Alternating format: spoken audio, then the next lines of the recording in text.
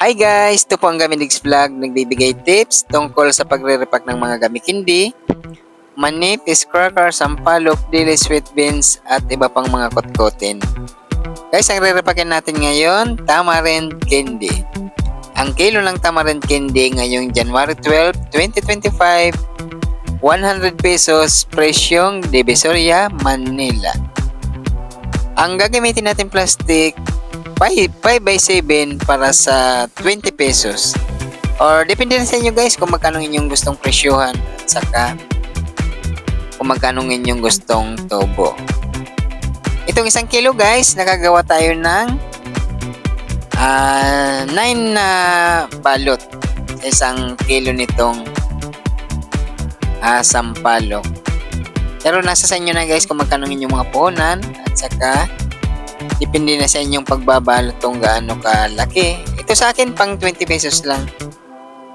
Or kahit guys nagtatrabaho kayo kung gusto nyong kumita ng mga extra income, pwede nyong gawin itong mga pagtitinda ng mga kotkotin tulad nitong mga sampalok. At saka nandito sa channel natin guys, marami tayong video dito na pwede nyong panoorin at saka gawin nyo rin para lahat tayo ay kumita.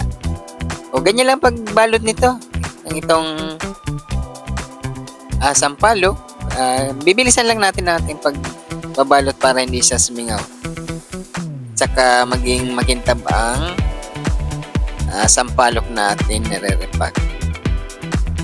Mas maganda guys, tayo mismo ang pupunta sa mga pamilihan. Punta lang tayo sa palengke or hanapan lang natin yung mga nagtitinda, yung mga pisto, yung mga nag-wholesale price para mas mababa ang presyo na magiging puhunan natin ito guys. Kung andito man tayo sa Metro Manila, pwedeng pumunta tayo ng Divisoria Manila or di kaya sa mga palengke na malapit sa ating mga lugar. Andun ito guys, lahat nitong mga kotkotin, isa lang mga gamit hindi, isa lang mga pisto nito ang pinagbibilhan. At saka kung tayong pupunta guys sa mga pamilihan, pipiliin natin yung magagandang klase para mas maganda ang kita natin. Kung nasa mga bahay tayo, mayroon tayong pwesto na pwedeng pag-displayan. Mas maganda guys, huwag natin lalagyan ng screen. Yung open lang ating pwesto para mas kitang-kita sa labas ng ating mga kaubayan.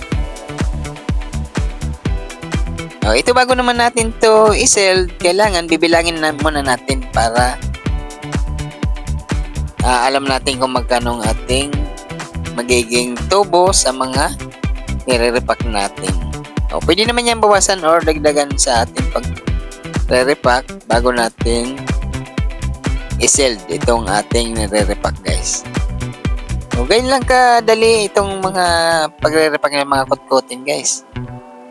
Hindi naman to mahirap gawin kahit mag-umpisa tayo ng mga konting puhunan muna at magmumultiply din yan guys. Itong mga sampalok mabili to sa ating mga kababayan, mga gamit hindi, mga mani o dilis. Maraming video tayo dito guys na pwede nyong panoorin at saka gawin nyo din. Mas maganda itong naka-plastic lang guys para mas mababa lang ang ating presyo sa pagbebenta. Ganyan lang ang pag re-repack natin guys. Yan. Mas maganda ito, gumagamit tayo ng mga seller para mas mabilis natin may sasara itong pagre-repack natin. Ganyan lang yung ginagawa natin guys. Yan, no?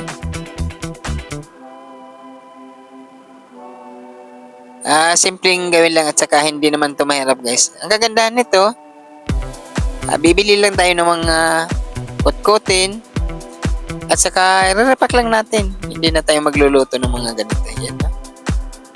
Pagka-repack natin, pwede na natin i-display ang mga kotkotin na pwede nating ibenta. Ito guys, pwede natin to i-display lang sa basket. Pero itong ginagagawin ko guys, lalagay ko sabit ko to sa alambre. Mas maganda kasing nakasabit. Kitang-kita sa labas ng ating mga kaubayan.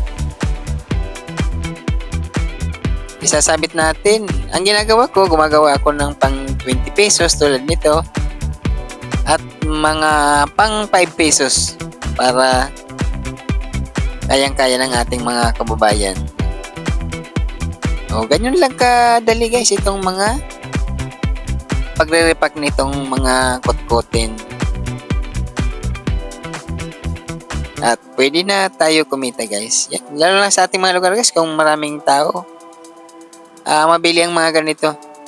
Mga kotkotin. Ibang klase mga kotkotin. Nasa mga palengke lang to sa ating mga lugar.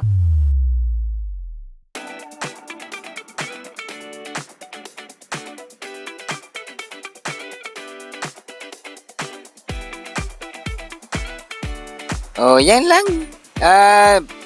Medyo pinipiga ko ang aking pag-sisel nitong sampalok guys para siyang nakabakyam. At saka maganda tingnan. Ayan, kahit nagtatrabaho kayo, pwede nyo gawin ng mga ganitong mga kotkotin. At saka alok lang natin sa ating mga kaibigan or ating mga kababayan. Ayan, pwede na tayo kumita sa mga ganyan.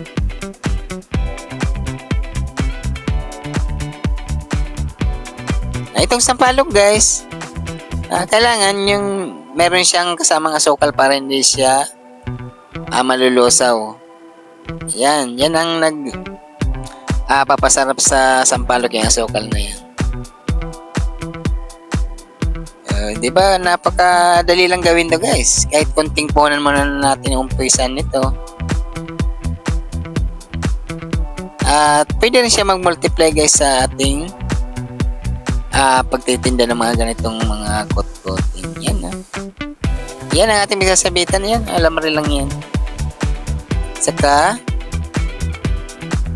isasabit lang natin sa mga pwede natin pag-displayan.